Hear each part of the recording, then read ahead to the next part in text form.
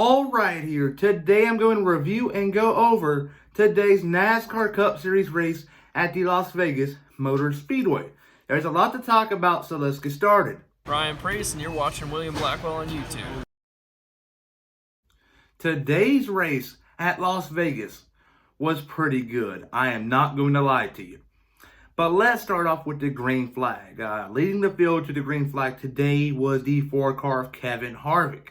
Kevin Harvick won this race back in 2015, if I'm not mistaken, over a hard-charging 78-car Martin Truex Jr. But like I said, correct me if I'm wrong in the comment section. I'm not 100% sure. But yes, Kevin Harvick led the field to the green flag. He faded back quickly. William Byron led lap 1. And within the first 25 laps, Harvick was falling off the pace. He fell outside the top 10. And a lot of us fans thought it was because the setup he had. Was he too tight or was he too loose? He was complaining on the radio that he was too tight. And when the competition caution came out, Rodney Childers, his crew chief, decided to take a big swing to loosen him up and so he wasn't tight. That really didn't do too much. Kevin Harvick wasn't even relevant after that, but Stage 1 continued, and following the competition caution on that restart, we saw some crazy and intense racing. We saw 3 wide for the lead for 5 or 6 laps or so. It was pretty good. And we also saw 3 wide for 4th place. Stenhouse, Kurt Busch, and Ryan Blaney, if I'm not mistaken. And it was pretty good racing, but Brad Keselowski went on to win stage number 1. Stage 2 came around. It wasn't pretty interesting. I guess you can say it was a full green flag run, 80 laps. But Kyle Larson in the 5-car won stage number 2. And at this point in time, going into stage 3, your defending winner here 1 year ago in the spring, Joey Logano, isn't looking too competitive, if you will. But his teammate Brad Keselowski is, and the Gibbs cars are starting to come to the picture. Kyle Busch, the hometown boy, the 11 car of Denny Hamlin, and the 19 of Martin Truex Jr., and obviously the stage 2 winner, Kyle Larson. As stage 3 started, we saw a lot of cautions. We saw a spin out from Chase Elliott and Kurt Busch.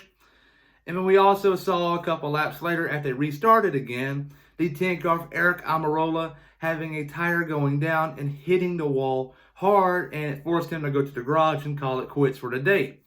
However, they restarted again, and that happened to be the last restart of the race, and they ran it green, and they had to make green flag pit stops. We saw some interesting strategy here, but Kyle Larson somehow here managed to beat Brad Keselowski after all the cycled out.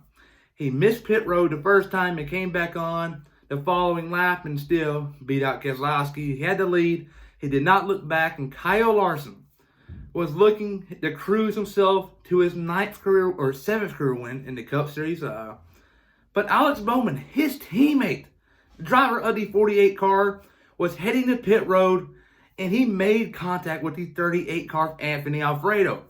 And it was like legit contact. When they showed the replay, he touched the 38 car. And the 38 car, I don't know how in the world Anthony Alfredo saved it, but he did, and he continued on, but Alex Bowman went to pit road. That was nearly a wreck right there, and that would have brought the caution, and Kyle Larson was not hoping to see a caution, but like I said, it did not happen, and it went green flag, and Kyle Larson won today's race at Las Vegas. How many of y'all viewing this video right now would have thought, what was your opinions if I would have told you at the beginning of the year, Michael McDowell is going to win the Daytona 500. Christopher Bell is going to win his first career race at a road course, the Daytona road course to be exact. And then William Byron is going to go to Homestead and dominate. And then Kyle Larson is going to go to Vegas at a track where Penske and Ford usually dominates at and wins in a dominant fashion. Y'all would have thought I was dumb. But 2021 NASCAR season is off to an amazing start. Next week, they go to Phoenix. I would look to see how the Stewart-Haas cars will do. Stewart-Haas usually runs well at Phoenix, but Stewart-Haas Racing was off the pace this past weekend at Vegas, and hopefully they can get things turned around. It is not looking too good for them. But one team to keep your eye on next week in Phoenix will obviously be Team Hendrick Motorsports. They ran their well last year, And they're a team to keep your eye on. And then after Phoenix, you go to Atlanta. Atlanta's usually good to the Gibbs cars. And then after that, go to the Bristol Dirt Race, and that's a big unknown. Some big races coming up, which we can see very well a new winner or someone that you wouldn't expect to win.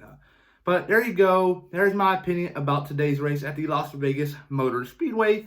Comment down below if you agree or disagree with any of my opinions. I'm curious to know. Peace.